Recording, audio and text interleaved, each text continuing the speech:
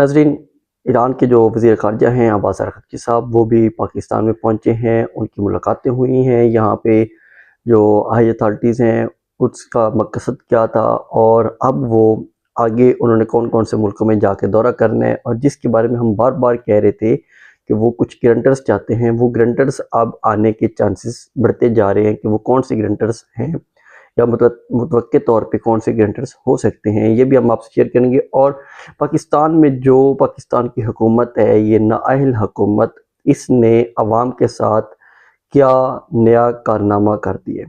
عوام کو اس نااہل حکومت نے ذلیل کر کے رکھ دیا ہے، اور اس سے زیادہ جو نااہل اپوزیشن بیٹھی ہے جس کی وجہ سے یہ سب کچھ ہو رہا ہے، یہ تمام چیزیں میں آپ سے شیئر کروں گا۔ اگر آپ اس چینل پہ نئے ہیں تو چینل کو سبسکرائب ضرور کر لیں۔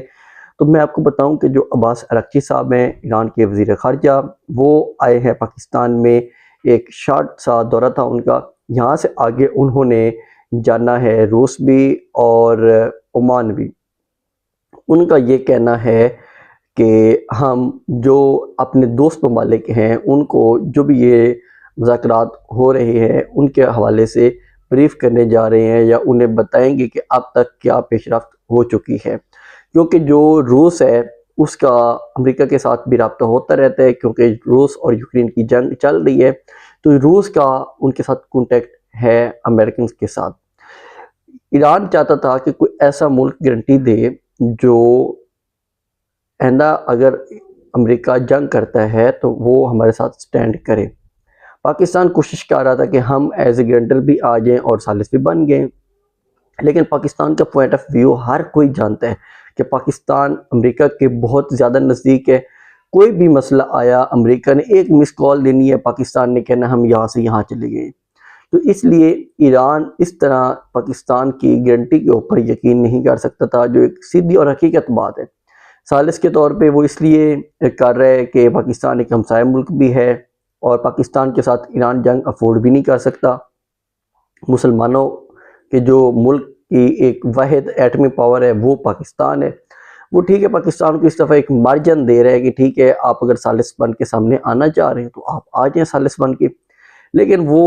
یہ بات بالکل غلط ہے کہ پاکستان کو وہ گرنٹر کے طور پہ کوئی اتنا زیادہ فیور کرتے ہوں کہ ہاں جی ٹھیک ہے آپ ایک گرنٹر بن جائیں۔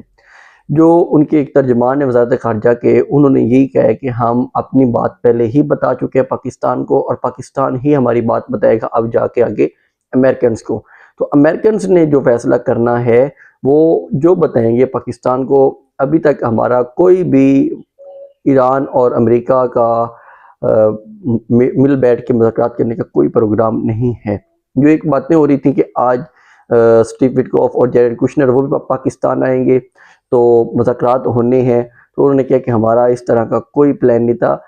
ہم نے تو آگے جانا ہے اپنے دوست ملکوں کے پاس، اور پاکستان میں ہمارے مذاکرات نہیں ہونے جا رہے۔ لیکن یہاں پہ جو پاکستان کی حکومت ہے اس نے پچھلے 11 دن ہو گئے ہیں اسلام آباد اور پنڈی کو مفلوج کر کے رکھ دیا ہے۔ نہ کوئی وہاں پہ کاروباری سرگرمیاں ہو رہی ہیں، نہ کوئی اور ایکٹیویٹیز ہو پا رہی ہے، اس کو مکمل طور پہ بند کر کے رکھا ہوا ہے۔ اس کی کوئی سمجھ نہیں آتی کہ انہوں نے کیوں بند کر کے رکھا ہوا ہے۔ لیکن اس میں ایک اور چیز ہے جو بہت لوگ بات کر رہے ہیں کہ جب سے یہ والی جنگ چلی ہے کوئی یہاں پہ سوسائیڈ اٹیک نہیں ہوا، جو کہ بہت اچھی چیز ہے، لیکن یہ ایک بڑی خوشخبری ہے کہ یہاں پہ کوئی سوسائیڈ اٹیک نہیں ہوا، کیونکہ پاکستان کی جو اعلیٰ قیادت ہے وہ امن مذاکرات کا جو ایک نام ہے اسلام آباد ٹاکس کے حوالے سے، اس میں کافی زیادہ مصروف ہے، اور یہاں پہ اٹیکس نہیں ہوا۔ تو میں نے کہا یہ تھوڑا سا ایک جس پہ بات ہو رہی تھی وہ میں آپ سے شیئر کر دوں۔ تو ابھی جو ٹرمپ ہے وہ بار بار ایک فیس سیونگ کے چکروں میں ہے۔ یہاں پہ جو ایک فیس سیونگ لگ رہی ہے کہ انہوں نے ایک جو مکمل پلاننگ کے ساتھ رستہ بند کر کے رکھا ہوا ہے، بلاکڈ کیا ہوا ہے اپنے ہرمز کو۔ تھوڑے تھوڑے جہاز گزرنے کی اطلاعات بھی آتی ہیں کہ وہاں سے کچھ جہاز گزر گئے ہیں، کچھ پھر اطلاعات آتی ہیں کہ امریکہ نہیں گزرنے دے رہا، لیکن یہاں سے جہاز گزرے یہ بھی صحیح، اور امریکہ کو فیس سیونگ بھی آہستہ آہستہ ملتی جائے گی۔ یہ جنگ آگے آگے آگے آگے لنگر آن کرتا جائے گا کہ اتنے دن کی سیز فائر، اتنے دن کی سیز فائر، اور پھر اینڈ پہ آ کے وہ کہے گا کہ ہم نے ایران کو خراب کر دیا ہے، تباہ کر دیا ہے، لہٰذا اب ہم یہاں سے جنگ ختم کر کے واپس جا رہے ہیں۔ یہ ایک پلان نظر آ رہا ہے جو ایک کرنا کی کوشش کر رہا ہے ٹرمپ، اور پاکستان اس کو فیس سیونگ دے رہا ہے، لیکن پاکستان کو اس سب کچھ میں ملا کیا ہے؟ کچھ بھی نہیں۔ الٹا یہ جو نااہل حکمران ہیں، ان لوگوں نے پاکستان کے اندر آئل کی پرائسز اور بڑھا دی ہیں۔ پاکستان کے جہاز اگر امریکن بلاکیڈ کے بعد پاکستان کے جہاز بھی نہیں گزر سکتے تو شرم کی بات ہے پاکستان کے لیے،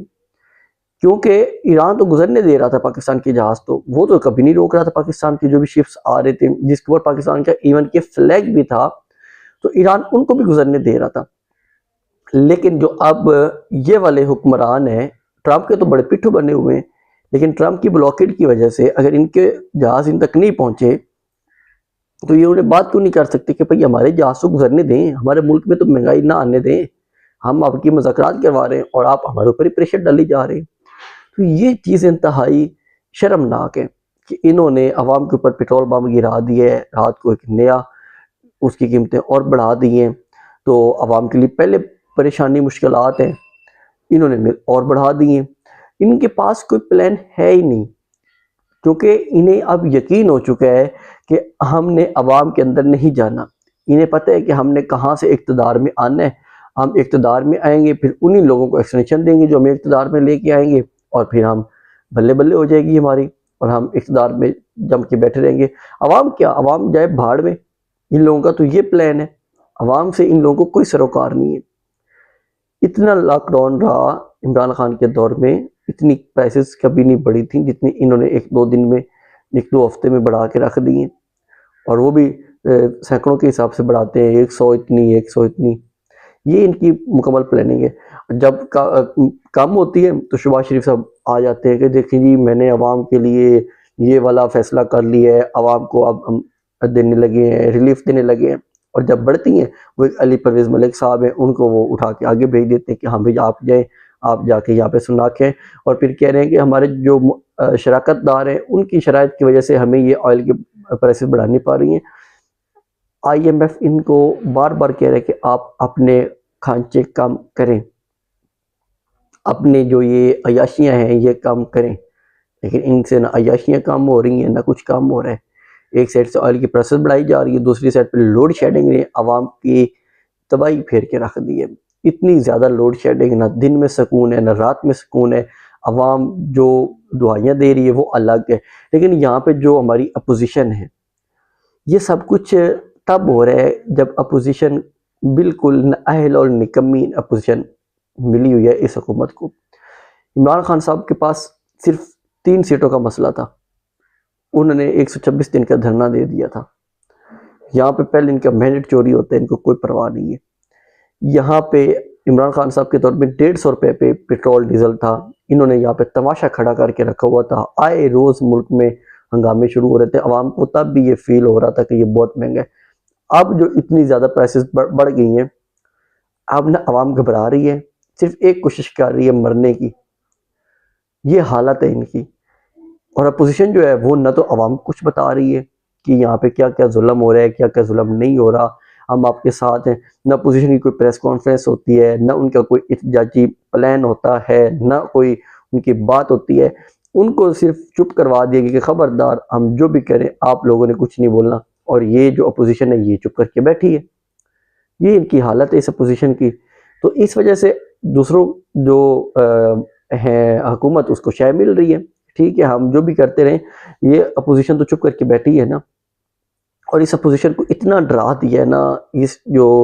ڈکٹیٹرشپ کا سسٹم ہے یہاں پہ، کہ نہ اپوزیشن کی آواز رہی ہے۔ جب اپوزیشن اسمبلی میں تقریر کرنے کے لیے کھڑی ہوتی ہے تو وہاں پہ ان کی آواز میوٹ کر دی جاتی ہے، چینل ان کی کوریج ختم کر دیتے ہیں۔ لیکن ان کے پاس سوشل میڈیا تو ہے نا، وہاں پہ بھی ان کی آواز نہیں نکلتی، وہاں پہ بھی ان کو چوں بھی ان کی نہیں ہوتی۔ کیوں؟ یہ کمپرومائز لوگ ہیں۔ جب عمران خان صاحب کا اس طرح کا پیغام آتا ہے تو یہ کہتے ہیں کہ نہیں ہمیں یہ پیغام پہنچا نہیں ہے، پھر اس کی ایک سلمان صفدر سے تردید کروائی جاتی ہے کہ آپ اس کی تردید کر دیں تاکہ ہمیں کچھ سکون مل جائے۔ تو لیکن جب عمران خان صاحب کی ملاقات ہونی ہے نا، ایک صحیح سی ملاقات ہوئی کچھ جو لوگ ہیں، تو لاگ ان کو پتہ جائے گا، کیونکہ 4 ماہ سے اوپر ہو گئے عمران خان صاحب کی قید تنہائی کو، اور یہ لوگ اس کو نارملائز کر چکے ہیں۔ فیصل چودھری کا بیان تھا کہ عمران خان صاحب کی آنکھ مکمل طور پہ ڈیمیج ہو چکی ہے، ان کی آنکھ بالکل